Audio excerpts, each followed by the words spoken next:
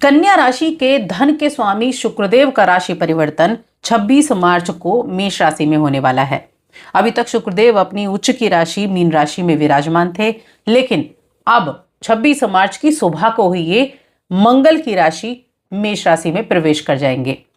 और ये जो राशि परिवर्तन होगा ये विशेष रूप से प्रभावित करने वाला होगा आपके धन की स्थिति को।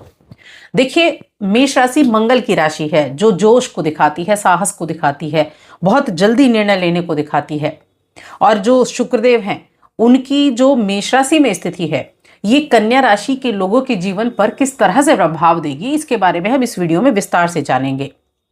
देखिए, जब भी शुक्र मेष राशि में होंगे तो एक तो व्यक्ति को आकर्षक बनाते हैं, कॉन्फिडेंट बनाते हैं, इंडिपेंडेंट बनाते हैं। और इनकी जो नींव होती है ना, ये अक्सर बहुत मजबूत केमिस्ट्री पर जुड़ी होती है। किस चीज की? प्रेम की नींव, क्योंकि शुक्र प्रेम के कारक भी हैं, शुक्र सुख सुविधाओं के, लग्जरी चीजों के कारक भी हैं। तो ये जो समय रहेगा ये आपके लिए एक तो खर्चे वाला भी रहेगा, धन की स्थिति को मजबूत करने वाला भी रहेगा। और देखिए, धन की स्थिति मजबूत तो होगी जहां वहां कई तरह के और परिवर्तन देखने को मिलेंगे, तो उन्हीं परिवर्तनों की मैं यहां बात करूंगी। आगे बढ़ने से पहले एक छोटा सा ही निवेदन है, आप चैनल पर पहली बार आए हैं, चैनल को अभी तक सब्सक्राइब नहीं किया है तो जरूर कर लें और कमेंट बॉक्स में लिख दें जय माता दी। कन्या राशि की मैं बात कर रही हूं। कन्या राशि की कुंडली में शुक्र आपके धन भाव यानी दूसरे भाव के स्वामी हैं और आपके भाग्य भाव यानी नवम भाव के स्वामी बनते हैं। और ये जो प्रवेश होने वाला है ये अष्टम भाव में होने वाला है। 8वें भाव में शुक्रदेव मेष राशि में प्रवेश करेंगे। तो 8वां भाव ना किन चीजों का भाव है?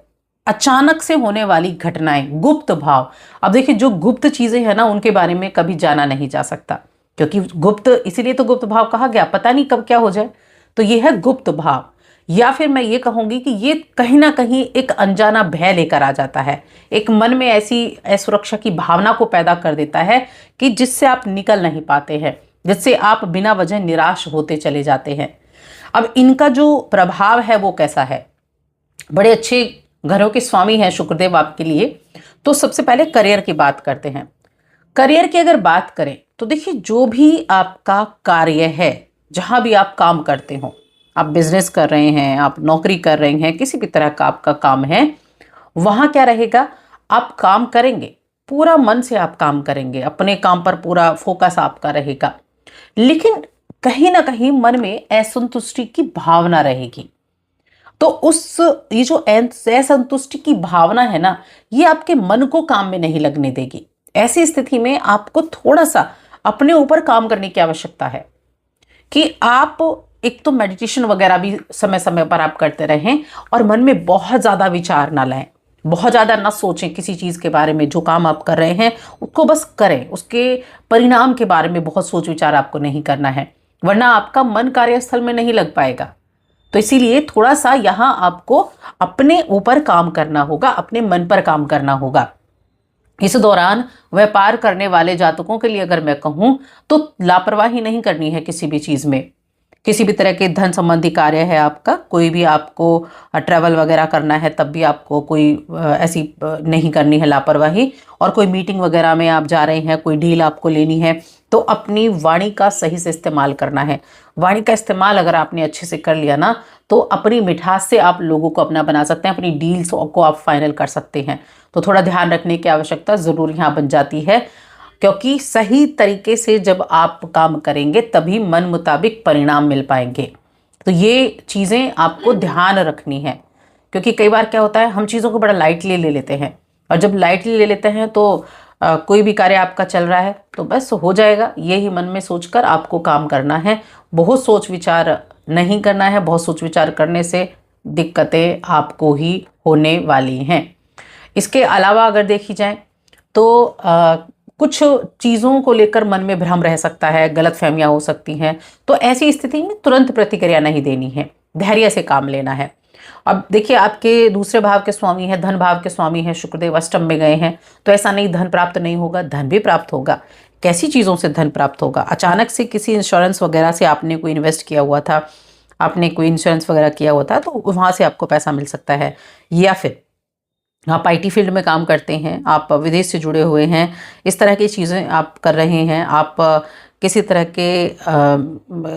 के आप एस्ट्रोलॉजी से जुड़े हुए हैं, ज्योतिष से जुड़े हुए हैं, रिसर्च डिपार्टमेंट से जुड़े हुए हैं, उन लोगों को धन की प्राप्ति भी होगी। इसके अलावा नवम भाव के स्वामी भी हैं यह जो शुक्रदेव हैं, तो ये आपके लिए कुछ कार्य क्षेत्र में बदलाव भी लेकर आएगा, क्योंकि यहाँ बदलाव भी आपको दिखाई देंगे। धन की स्थितियों में बदलाव, धन के कमाने में बदलाव, यानी कि आप हो सकता है जो काम आप कर रहे हैं उसके अलावा कुछ और कार्य करने का आप सोचें, या फिर आप काफ़ी समय से अगर अपने लिए ट्रांसफ़र चाहते थे तो वो ट्रांसफ़र आपके लिए हो जाए, ये भी रहेगा।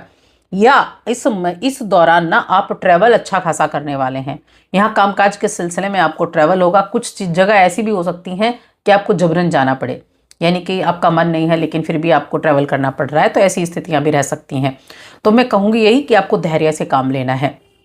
इस दौरान में संपत्ति से जुड़े मामलों में भी आपको जल्दबाजी नहीं करनी है। देखिए, कोई भी आपकी अगर पुश्तैनी आपकी प्रॉपर्टी वगैरह है और उसे आप बेचना चाह रहे हैं, तो अभी आप इस दौरान आप ना बेचें किसी तरह के, वरना आपको बाद में लगेगा कि इससे ज़्यादा मुझे मिल सकता था, और ये चीज़ें बाद में आपको लगेंगी। तो अभी अगर हो सके तो इन चीज़ों को आप ना बेचें, क्योंकि अष्टम भाव आपके जो विरासत है, आपकी जो पैतृक संपत्ति, उसको भी दिखाता है।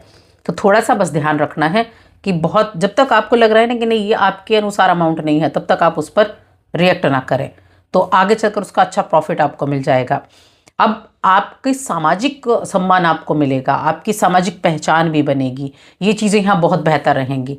जब हम निजी जीवन की बात करते हैं तो निजी जीवन में आपके और आपके पार्टनर के बीच अहंकार ना हो, इस चीज़ का ध्यान रखें कि क्योंकि अहंकार क्या करता है, विवाद को जन्म देता है, मतभेद को जन्म देता है। इसीलिए आपसी सहमति आपको बनाकर रखनी है, जिसके चलते आप वरना नाखुश दिखाई देंगे। और रिश्तों में अगर आप मिठास बनाए रखना चाहते हैं ना, तो आपको एक दूसरे को समझना होगा, एक दूसरे को टाइम टाइम पर आपको अपनी बातें शेयर करते रहना होगा। देखिए, कन्या राशि क्या है? कन्या राशि बुध की राशि है, और अभी बुधदेव कहाँ विराजमान है? अभी बुधदेव कुंभ राशि में बैठे हुए हैं। अब कुंभ राशि में इनका बैठना, और उसके बाद अगले महीने ये नीच के भी हो जाएंगे। कुंभ राशि में राहु के साथ बैठे हैं, तो राहु का काम क्या है? राहु का काम है कि चीज़ों का विस्तार कर देना। अगर आप अच्छी चीज़ें सोचेंगे ना, जल्दबाजी नहीं करेंगे, अच्छी चीज़ें सोचेंगे तो उस चीज़ों का विस्तार होगा। तो इसलिए अपने रिश्तों में आपको काफ़ी मिठास बनाकर रखनी है। अपने जो पारिवारिक स्थितियां हैं, परिवार में किसी भी तरह का कुछ भी अगर नेगेटिव चीज़ें चल रही हैं, वहाँ थोड़ा पेशेंस के साथ काम करना है। देखिए, कन्या राशि मैंने कहा बुध की राशि है। जब आप अच्छा डिसीजन लेने के लिए तैयार रहते हैं ना, तो वो आप अच्छा डिसीजन लेते हैं। और ऐसा नहीं कि बुध राहु के साथ बैठा है तो वहाँ आपको अच्छे रिजल्ट नहीं मिलेंगे। यहाँ डिपेंड इस बात पर ये बात करेंगी कि आप किस तरह के विचार रखते हैं। अगर आप थोड़ा रुक कर सोच कर काम करेंगे तो चीज़ें बेहतर हो जाएंगी। और हेल्थ की अगर मैं बात करूं तो आंखों संबंधी कुछ दिक्कतें हो सकती हैं, आंखों में जलन या आंखों में दर्द, इस तरह की दिक्कतें होती हैं, तो अपनी आंखों का थोड़ा सा ध्यान रखेंगे। और सबसे बड़ी चीज़ जो उपाय मैं आपको बताऊंगी ना, वो उपाय आप करें तो वो बहुत बेनिफिट देने वाला रहेगा। ये मैं आपको कई बार बता भी चुकी हूँ। कन्या राशि के जातकों के लिए ये उपाय क्या रहेगा? विष्णु सहस्त्र नाम का पाठ। ये एक ऐसा उपाय है जो आपके लिए सर्वोपरि है। या तो गणेश अथर्वशीष का पाठ या फिर विष्णु सहस्त्र नाम का पाठ, ये आप जरूर करें।